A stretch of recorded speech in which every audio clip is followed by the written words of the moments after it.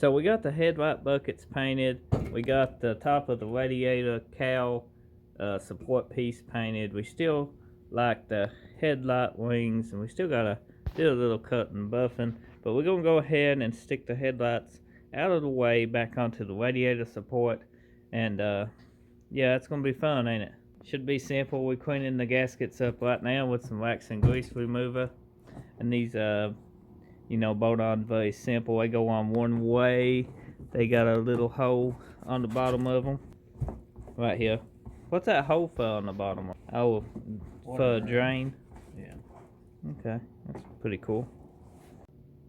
The cool thing about these style headlights is you got a gasket goes on the inside here. I say a lot of people probably don't even know he's using a gasket. They probably get them when the gasket's gone, and they probably bolt them metal to metal.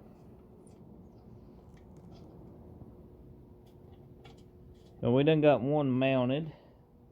We're gonna go ahead and put the gasket on this and then mount this in two. And they should look pretty good once on now, shouldn't they? Yeah.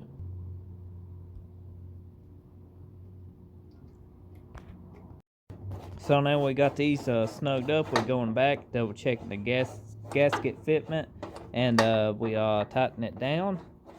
And as you can see, it looks extremely good. A little dusty, but it's coming together. So we got the front end together. It's looking good, guys. The headlight buckets has turned out great. This is a little dusty. We got covered up before I sprayed the trunk with some plastic and stuff, but these headlight buckets make the car look 110%. You know, just gives it that old school look. It's very good. The headlights set in here, and then you got a trim bezel that we still got to paint too that holds them in. So that's something coming up. We eventually get to that. So the trunk, if you've seen my previous video on this, we sprayed the cowl here, and it got a lot of dirt and stuff into it. So what we did, we took 400, sanded the base down, and we actually found two spots we needed to address, and we went ahead and spot sealed both spots. And we're going to throw some more paint on this and throw some clear coat on it and see how it turns out. Hopefully it's a good little video for you guys. So I went ahead, mixed up paint, then got it in the paint gun here. It's always handy to use one of these little spouts. Makes it a whole lot easier on you. But yeah, it should be enough base to do as trunk lid. Going to cover the front end up with some plastic, and we're going to go ahead and tack our trunk off. Right through here, it's got a little overspray on it.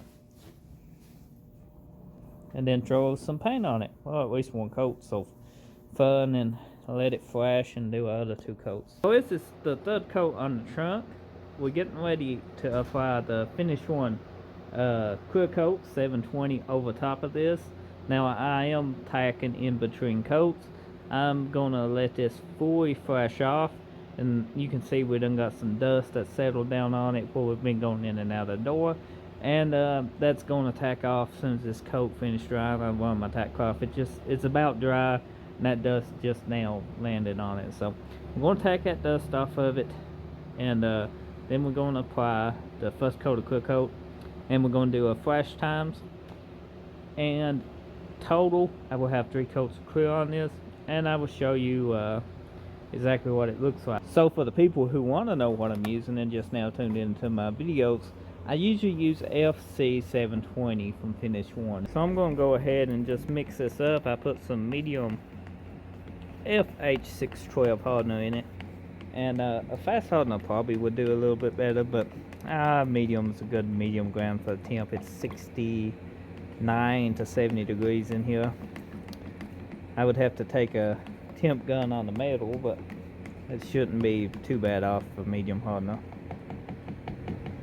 So that's stood up now. We can strain it and put it into the gun. I always strain every bit of my fluid that goes into my gun, because you never know what kind of debris or anything can be in it, even if you're careful. Always best to strain everything.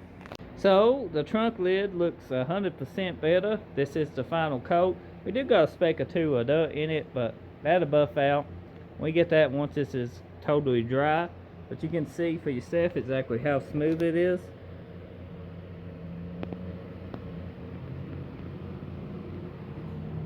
It turned out very beautiful. It can almost disappear.